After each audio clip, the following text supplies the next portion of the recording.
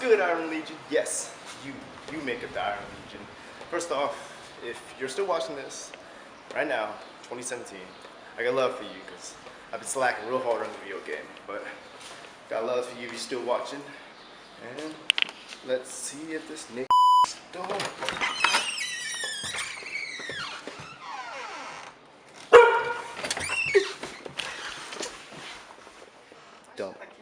Dumb little dog.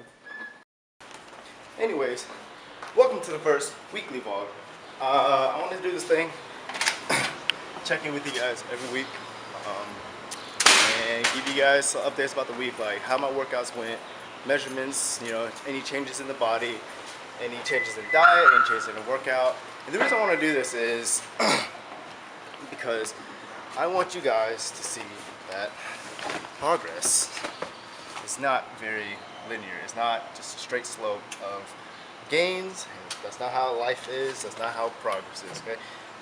So I want to give these guys from my point of view because, one, I feel like not a lot of YouTubers are hard gainers. I feel like a lot of YouTubers are either, one, already really big, and so they don't show you the path that took them to get there, or two, they bulk and cut really easily. They cycle very well, or they're really fat and they try and cut down. So I like to think that my perspective is kind of unique because, one, I'm a hard gainer, and that's about it. So, but today we're going to Houston, so I'll be talking while we're driving a little bit.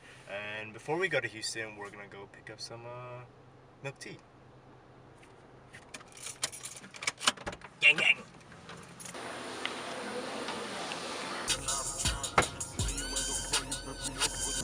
Got my boba, got some gas, ready to go to Houston. So, finally finished with finals, so that's why we're going to Houston for graduation this weekend. Let's see. It's been a rough week, so I'm gonna tell you guys about like highs and lows of the week, you know, in regards to workout and stuff like that, and diet and stuff like that. Highs, you know, I had a good ass back workout yesterday. So I tried something new yesterday. I tried to do deadlifts on back day, which I never usually do. I usually do my deadlifts on a leg day and then finish off my legs because deadlifts tire out my hamstrings and quads if I go heavy enough. And so usually I conclude on my leg day, but yesterday I decided I want to try it on my back day, and my back is straight killing me, man. If I get any kind of flexion in my back, I feel like my back is gonna cramp up. So it was a good workout. Lows, you know, I sprained my ankle on like Tuesday, Wednesday of last week, and I thought it would be good to, you know, test out my ankle on Tuesday. Terrible idea because hurt like a motherfucker after, and it still hurts. It's kind of stalled on its healing process right now. So, but I did get a leg workout in on the weekend, and it was okay. I can't squat right now because my ankle being sprained, my stabilizers are kind of off. So I'll try to mess around the gym a little bit, see what I could do with my sprained ankle, and I was able to hack squat, do a whole bunch of leg curls and extensions. I can leg press, but it was kind of busy that day, so I didn't really get the leg press in. So like I said, I just try to like work around the gym and see what I can do, what I cannot do. On the low side, my bench has dropped tremendously. I used to be able to do 225 or 3 sets of 10 relatively easily, and right now I am struggling to hit 225 for more than 5%. So it's kind of disheartening. Bench is my favorite lift out of all the 3 compound lifts, and for it to be that low right now, it hurts. But there are a possible couple reasons why it's that way, and for the past 3 weeks prior to this week, I wasn't able to bench first. The gym was pretty crowded, so I had to do either incline first, or, you know, like floor presses, and floor presses are great for strength gains, but floor presses didn't necessarily translate well back into my bench press. So for the past 3 weeks, I haven't been able to do those first. So it's kind of understandable that my bench press has suffered since.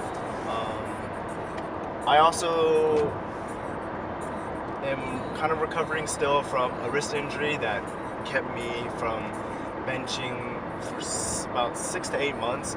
I still benched on it, but I had to wear wrist wraps, and the thing about wraps, ankle braces, all that stuff is they help out your joint that you are wrapping for the time being, but if your joint is not working by itself, it gets kind of weakened over time. You become too reliable on help. So my wrist is still kind of recovering to the heavy weight without the wrist brace, and so that's also another reason my bench press has probably gone down.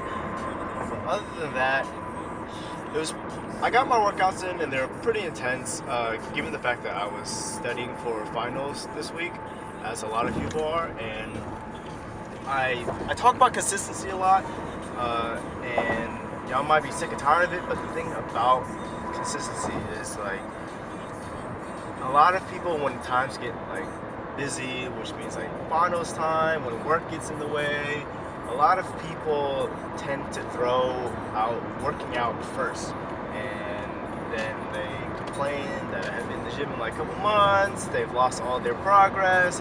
And the thing is, like, even though I was studying for finals, I was able to get my workouts in, and my mindset behind that is, like, your brain is like a muscle.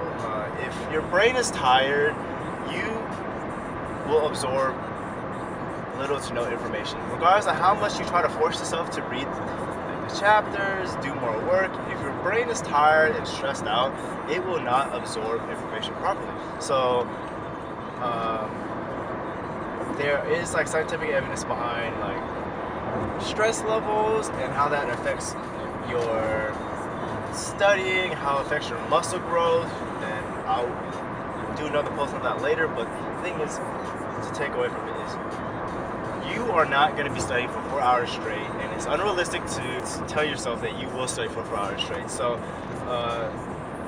every hour, every half hour, you need to take a break, and between some of those breaks is when you should get your workout in. I chose to work out before studying so that when I go into my study session, I am not as stressed, I am feeling a little fresh, I'm feeling good, from the workout, and I'm able to study better. So even though life might get busy and things might get hard, just make sure you try to get your workout in for the day. You don't have to spend your usual time at the gym, but getting something in definitely helps your stress levels and helps you study better, feel better. So that's my take on it.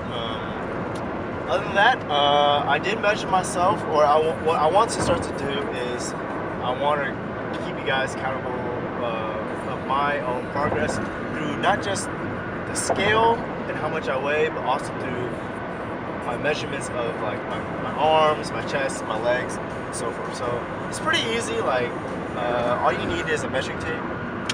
Where's a measuring tape? Yeah, one of these. These are great.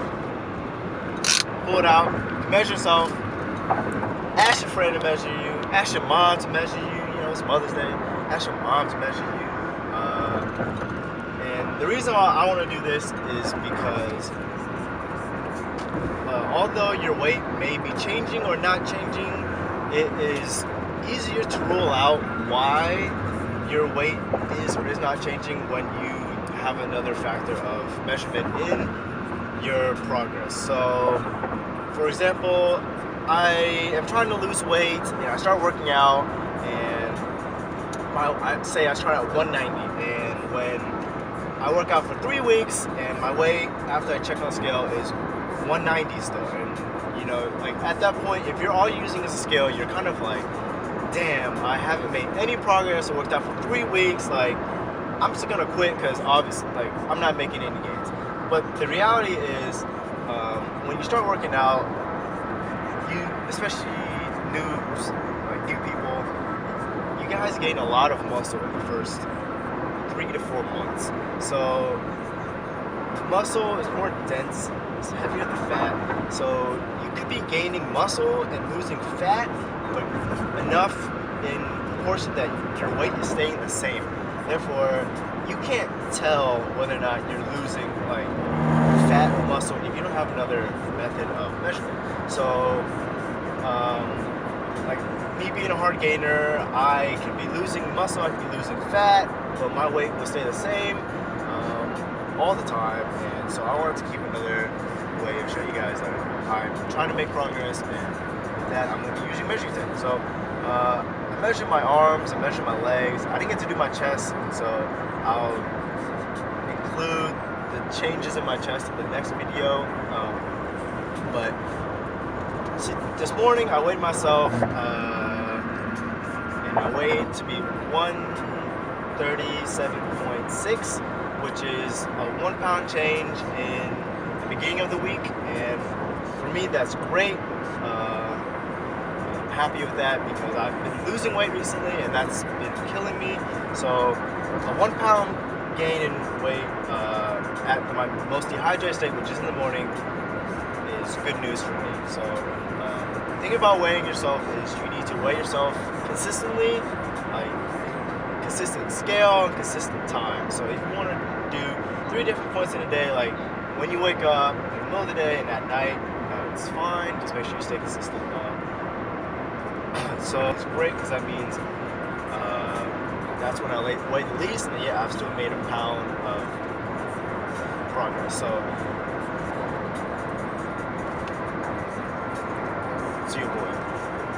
So my measurements for this week is my right bicep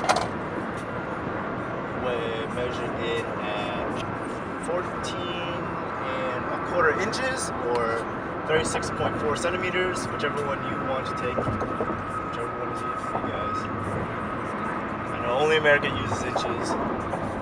Fucking America. My left bicep is at 14 inches or 35.7 centimeters. My right quad is at 51 centimeters, 20 inches, and then my left quad is 50.5 centimeters and 19¼ inches. So I have a little bit of imbalance, but I've seen worse, and what that means is I just need to do more isolated movements, you know, like dumbbell movements, so like each body part can get a better workout for itself rather than just doing compound lifts. But like I said, I've seen worse, and it's not that bad. Most of them are within a quarter of an inch, quarter of a centimeter difference, so it's not too bad. So all in all, that's great. I'll check in with you guys next week. Tell you guys if I've made any progress, if I lost any progress. I'm gonna keep it real, so you guys go out and do your own thing. Enjoy Mother's Day and follow the journey.